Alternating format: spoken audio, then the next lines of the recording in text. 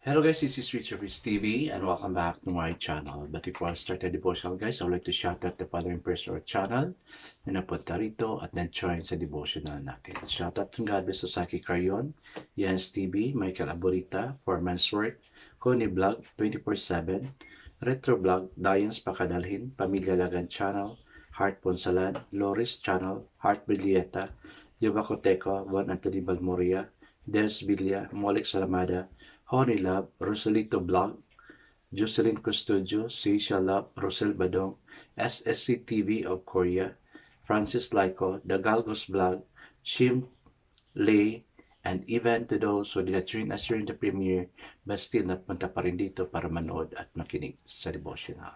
God bless us all, guys.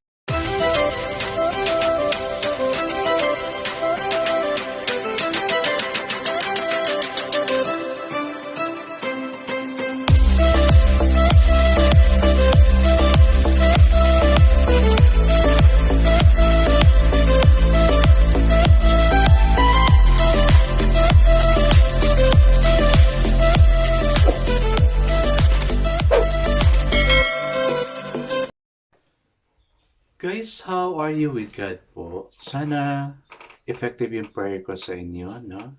Kaya I really encourage each one to share your concern so I can specifically pray for your concern. Iba talaga guys pag may mag-pray sa atin, no? Lalo-lalo yung sa safety, yung mga pangailangan natin, yung needs ng mga member ng pamilya natin. So we really need to pray for that. Somebody must intercede, and that's what I'm doing to you. Even as I do things, marami ang nagpe-pray din sa akin, no? Because I also have my prayer partners who are praying for me, and na-experience ko yung effectivity ng prayer nila. Kaya, you are assured of my prayers. I guess as I proceed to our devotion, let's open our Bible to Genesis chapter 28. Let's read from verses 10 to 15 and let's jump to verse 20 to 22. Still guys, have you said the devotional study Bible? Because the words you see so simplified, maintindihan talaga. This is about Jacob's dream at Bethel. So the word of the Lord in Genesis chapter 28 verse 10 to 15 first says, Jacob left Beersheba and set out for Haran. When he reached certain place, he stopped for the night because the sun had set. Taking one of the stones there, he put it under his head and lay down to sleep. He had a dream in which he saw a stairway resting the earth, with its top reaching to heaven, and the angels of God were ascending and descending on it. There above it stood the Lord, and he said, I am the Lord, the God of your father Abraham, and the God of Isaac. I will give you and your descendants the land on which you are lying. Your descendants will be like the dust of the earth, and you will spread out to the west and to the west, to the east, and to the north and to the south. All people on earth will be blessed to you and your offspring. I am with you, and I will watch over you wherever you go, and I will bring you back to this land. I will not leave you until I have done what I have promised you. So sa verse 20 and to 22, then the Lord made a vow, saying, If God will be with me and will watch over me on this journey I am taking, and I will give my food to eat and clothes to wear, so that I return safely to my father's house, then the Lord will be my God, and this stone that I have set up as a pillar will be God's house, and of all that you give me, I will give you a tenth. Amen and amen. I guess let's not pray. Lord, in that verse na binasa namin, O God, what story, O God. It's a nice story about Jacob's dream na inalaw ni Lord na makadream siya, O Lord. Grabe, Lord, no? Ginawa niyang unan yung bato, but yet through that bato, O God, you spoke to Jacob through the dream, O God. Lord, salamat to God in our ways na you also do the same. We dream dreams, see vision, and so with Jacob. Lord, may we be like Jacob, God, na whatever we, kasi biness siya ni Lord, whatever blessings you have to us, O God, may we give the tenth of you to you, O God. This is the tithes.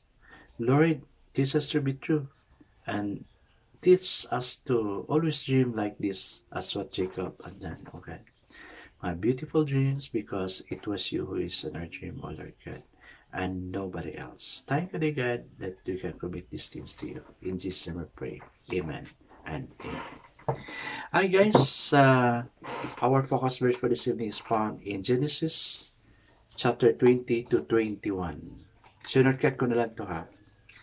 If God will be with me and watch over me, then the Lord will be my God. Amen. Grabe yung proclamation ni Jacob, guys. No? Kasi nga, nakipag-usap si Lord sa kanya. So, he declared, and the Lord will be my God. So, the title of our devotion for this evening, guys, is God is there. Aubrey bought a fleece-lined coat for her aging father, but he died before he could wear it. So she tucked a note of encouragement with a $20 bill into the pocket and donated the jacket to charity. 90 miles away, unable to endure his family's dysfunction any longer, 19-year-old Kelly left his house without grabbing a coat. He knew of only one place to turn, the home of his grandmother, who prayed for him. Hours later, he stepped off a bus and into his grandma's arms, shielding him from the winter wind. She said, "I've got to get you a coat." At the mission store, Kelly tried on a coat he liked. Slipping his hand into the pocket, he found an envelope with $20 bill and Aubrey's note. Jacob fled his dysfunctional family in fear of his life. In Genesis 27, verses 41 to 45, when he stopped for a night, God revealed himself to Jacob in a dream. "I am with you, and I will watch over you wherever you go." God told him. Jacob bowed. "If God will be with me and watch over me, then, no, uh, give me food to eat and clothes to wear, then the Lord will be my God." In verse 20 and 21. Jacob made a rudimentary altar and named the spot God's house. Kelly's take Aubrey note and that $20 wherever he goes, it serves as a reminder that no matter where we run, God is there. Amen and amen. Many times guys, nangyari sa akin to gaya ng nangyari kay Kelly, no? I have said it here many times na nakasakay ako ng aeroplano na wala pala akong pera, but God provided $100.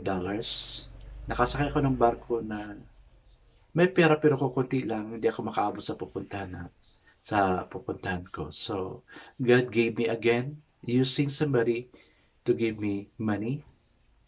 Sakay na naman ako ng lancha. Naiwanan ko yung wallet ko, same way with the bus. Buti na lang yung katabi ko mabait, sila yung mga nagbayad ng mga bills ko. Like Kelly guys, no, and Jacob, God really provides miraculously, so we need to be with God. We need to thank God about that. Those are miracles na nangyari sa buhay natin. And we need to give it back to God also. We'll do the same to others who are in need. Particularly those people na nakikita natin sa lansangan. Those people around us na nangangailangan talaga ng tulong. Ako pa, bakit ako ng yung namamalimos? I will not question kung sindikato ba yun or what. Basta I will give. No? Kasalanan ng sindikato yun kung bakit na ginamit yan.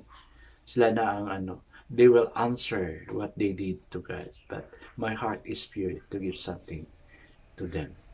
Malay mo, si Lord na pala yung binigyan mo. Lumapit sa'yo, no? Naghingi. Kasi God has His own ways also. I guess let's now proceed to the two question. When you've had to run whether literally or metamorphically, where did you go and who did you turn to? I turn to God. I turn to God, but God uses people to give me my needs. So yun. Kaya, let's just go to God in prayer. And I know God will use people to be an answer to our prayer. Second question, how can you remind yourself of God's presence in your life? Wow, this is good. I always remind God that God is a miracle God. God is a blessing. God is so wonderful, no? Count your blessing, name them one by one. Every time I am in need, I always count the blessing and name them one by one. The blessing He gave me from the past, and I know would also happen in the future and even at the right time of my need. I guess let's not pray. Father, you're the one we can always run to. Help us to turn to you first and not to others. Amen.